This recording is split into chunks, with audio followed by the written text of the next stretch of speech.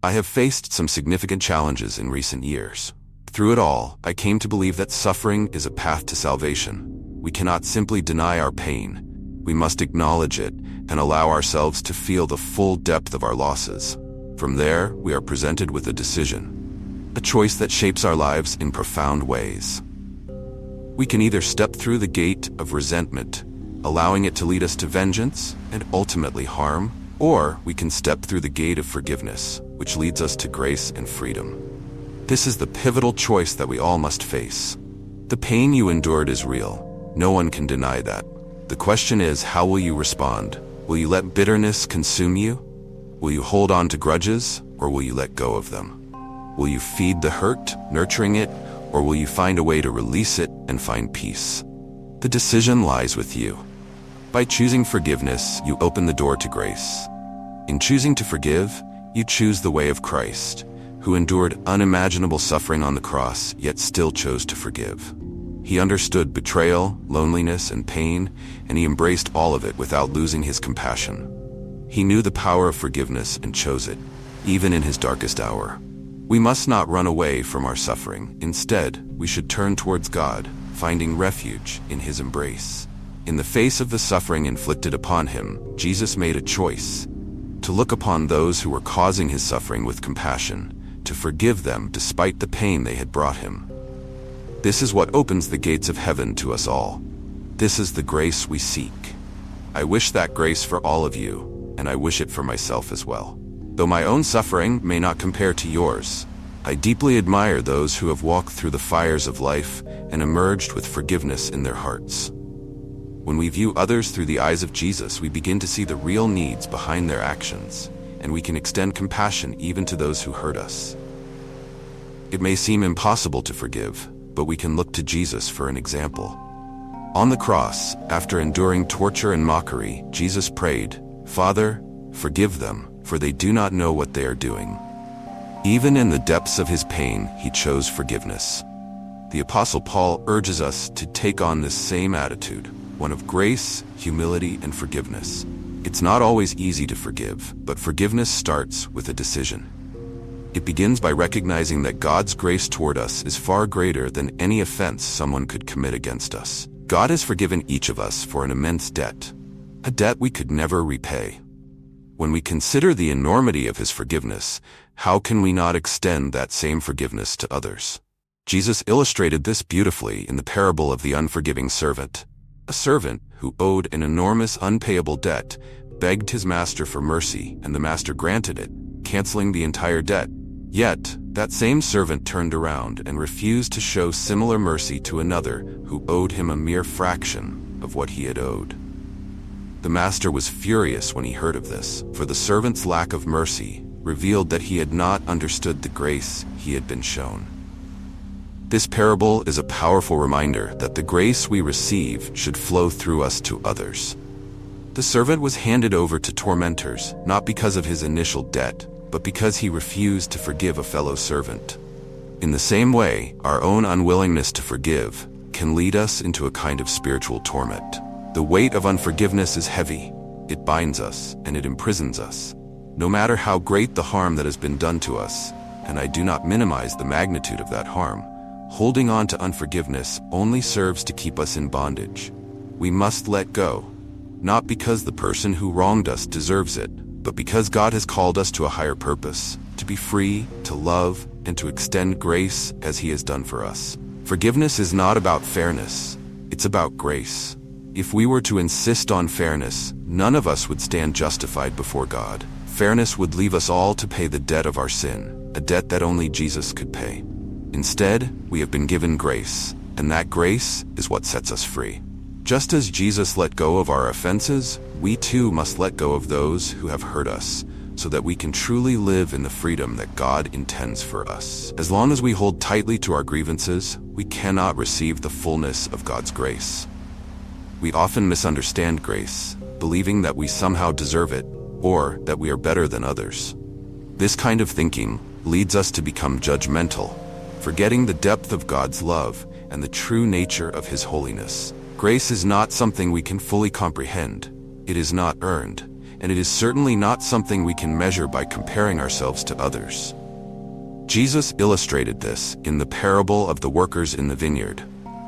The workers who came at the last hour received the same wage as those who had worked all day, and those who had labored longer were indignant. But the master reminded them that he had been fair and that his generosity was his to give. In the same way, God's grace is given freely, and it is not for us to begrudge his generosity. The grace of God is not a license to continue in sin. It is the power that frees us from sin. It is the strength that breaks the chains of anger, bitterness, and hatred that hold us captive. It allows us to look at others with compassion, to see them as God sees them, and to rejoice in the salvation of every soul, regardless of when they come to faith. We must never look down on others or resent the grace they receive, for in doing so, we lose sight of the grace that has been given to us. Forgiveness requires humility, a willingness to acknowledge our own faults and weaknesses. It's easy to point fingers and blame others, but true grace begins when we recognize that we too are in need of forgiveness. We are all flawed, and we all fall short of the glory of God. Yet despite our shortcomings, God has chosen to love us unconditionally. This realization should humble us and remind us that we are no different from those who have wronged us. By extending forgiveness, we are acknowledging our shared humanity and our shared need for grace. In the end, forgiveness is a choice, a difficult one, but a necessary one. It is a choice to live in the freedom that God offers, to let go of the burdens that weigh us down, and to embrace the grace that has been so freely given to us. Holding on to unforgiveness only leads to spiritual bondage. True freedom comes when we choose to forgive, even when it seems impossible, even when it feels unfair. We forgive because God first forgave us, and in doing so, we reflect his love and his grace to the world around us. Forgiveness is also a journey. It is not always a one-time decision, but a process that requires continual effort. There will be moments when the old feelings of anger and resentment resurface, but in those moments, we must choose forgiveness again. Each time we choose to forgive, we are breaking the chains that bind us and moving closer to the freedom that God desires for us. It is a journey that requires patience, persistence, and a reliance on God's strength, but it is a journey that is worth taking. Through the experiences I've shared, I have learned that forgiveness is not a sign of weakness, but of profound strength. To forgive is to rise above the pain inflicted upon us, to refuse to let bitterness take root in our hearts. It is a conscious choice to live in alignment with the grace that God has extended to us. I have seen firsthand how unforgiveness can hold us captive. It can become a prison that keeps us from experiencing true joy and peace. But I have also seen the transformative power of grace. When we let go of our resentment, we make room for healing, both for ourselves and for those around us. Forgiveness is not about condoning the wrongs done to us. It is about choosing to no longer be defined by them. It is about reclaiming our power and stepping into the light of God's love. We all have the capacity to forgive, and in doing so, we not only free ourselves, but also embody the very essence of what it means to be children of God. My hope for each of you is that you find the courage to forgive, to let go, and to walk in the freedom and grace that God so deeply desires for you. It is not an easy journey, but it is one that leads to true peace, fulfillment, and ultimately, a deeper connection with God and with others. May we all choose the path of forgiveness, the path that leads to grace, and may we never forget the boundless love that has been shown to us. Let us extend that love to others, not because it is deserved, but because it is the right thing to do, and because it is what sets us free. As I reflect on my own journey, I realize that forgiveness has been the key to unlocking a deeper sense of peace and fulfillment in my life. It has allowed me to let go of past hurts and to step into the future with hope and optimism. It has taught me that love is more powerful than hate, that compassion can overcome resentment, and that grace is the greatest gift we can give to ourselves and to others. Forgiveness is not always easy, but it is always worth it. It is the path to true freedom, and it is the path that God calls each of us to walk. So let us be people of grace. Let us choose forgiveness, not just once, but every day. Let us be a light in a world that so desperately needs it. And let us remember that, in the end, it is love that triumphs over all. May we walk in that love, extend it to others, and find the freedom that comes from living a life of forgiveness and grace. There have been times in my life when I struggled deeply with forgiveness. The pain seemed too great, the wounds too deep. I believed that by holding on to my anger, I was somehow protecting myself from further harm. But over time, I realized that the opposite was true. By holding on to my resentment, I was only hurting myself more. It was as if I was carrying a heavy burden that grew heavier with each passing day. I was weighed down, unable to move forward, unable to experience true joy and peace. It wasn't until I made the conscious choice to forgive that I began to feel the weight lift from my shoulders. It wasn't an immediate transformation. It took time and it took effort. But slowly, I began to feel lighter. I began to feel free. Forgiveness is not about forgetting what happened or pretending that the pain wasn't real. It's about acknowledging the hurt, allowing ourselves to feel it, and then choosing to release it. It's about trusting that God will take care of the justice, that we don't have to carry that burden on our own. It's about recognizing that we, too, have been forgiven for so much, and that we have no right to withhold forgiveness from others. When I finally let go of my anger, I found that I was able to see the person who had hurt me in a different light.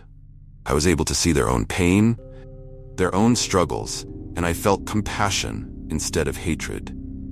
It was a profound shift, one that brought me a sense of peace that I had never known before. The journey of forgiveness is not a straight path. There are times when the old feelings resurface, when the anger and bitterness try to creep back in. But each time that happens, I remind myself of the choice I made. I remind myself of the freedom that comes from letting go, and I choose forgiveness again.